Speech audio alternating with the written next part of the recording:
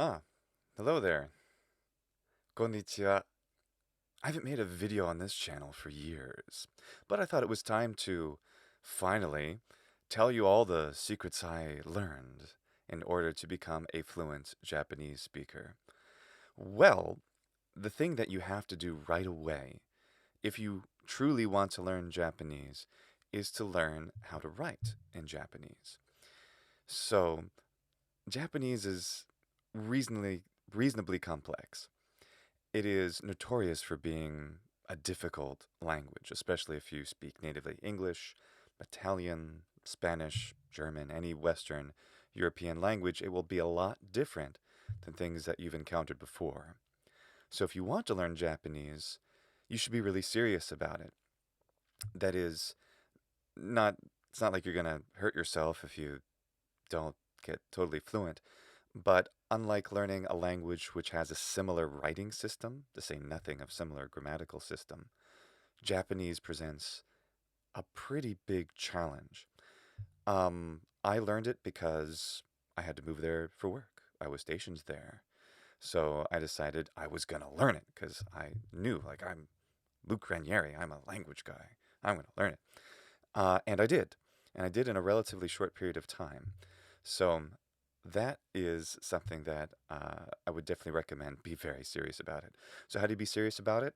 Stop writing transliterations of words unless you need them for some kind of particular clarity. But the point is that you need to learn how to write at least the basic phonetic writing system, which is called hiragana, right away, like yesterday. If you really want to learn it, if you're at this point of this video and you're already like trying to find ways to learn Japanese, that you have to be perfect at. And when I taught Japanese, I would always do it to be like, oh, lazy, oh yeah, no, I'm trying to learn with the hiragana, and I'm like, no, you can do it. Like you need to like take off of work, or I mean, don't do anything to sacrifice or risk your job.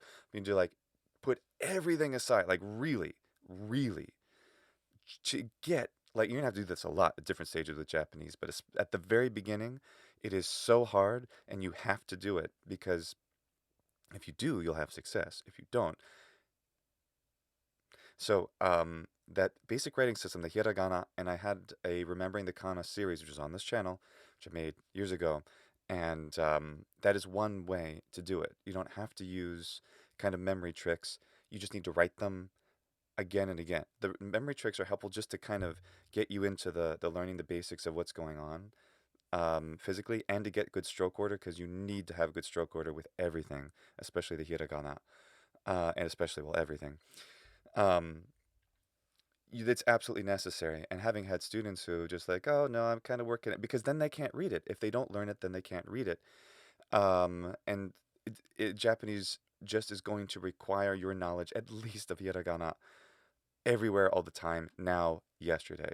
Don't use transliterations if you have hiragana available. Really, you have to really force yourself.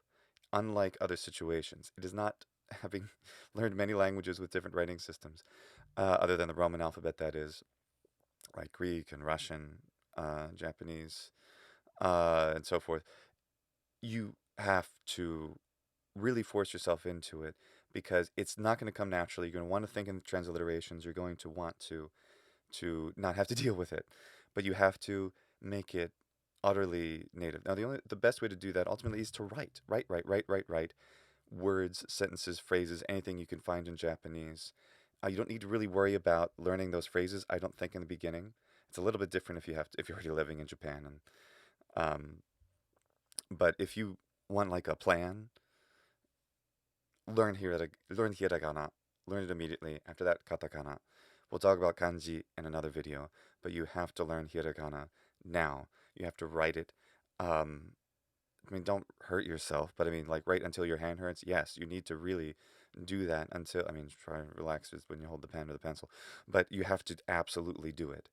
Um, and then once you know the hiragana and you can write them vertically as well as horizontally, you will be able to at least then learn expressions. That was what the trouble I had as a teacher. I remember because I would want my students to be able to, because I would expect them to learn hiragana in 2 weeks, and they wouldn't.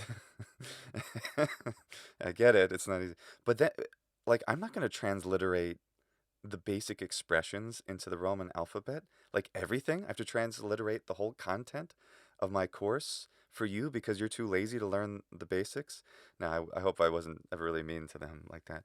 I'm kind of speaking how I feel, though, and how I'm sure frustrated teachers have always felt about something. How did you not learn this? I told you to learn it. You had time, And it's because they don't really know the seriousness of it. You have to know hiragana. It is the most important basic step. Um, Japanese, so we're really dependent on written language whenever we learn languages. And in Japanese, it is just so absolutely critical that you have this. I think learning how to write is yet more important, or maybe, I mean, it's a much bigger deal because it's different, and also not very much like the Western uh, languages writing systems, which are alphabetically based, right? Most of them.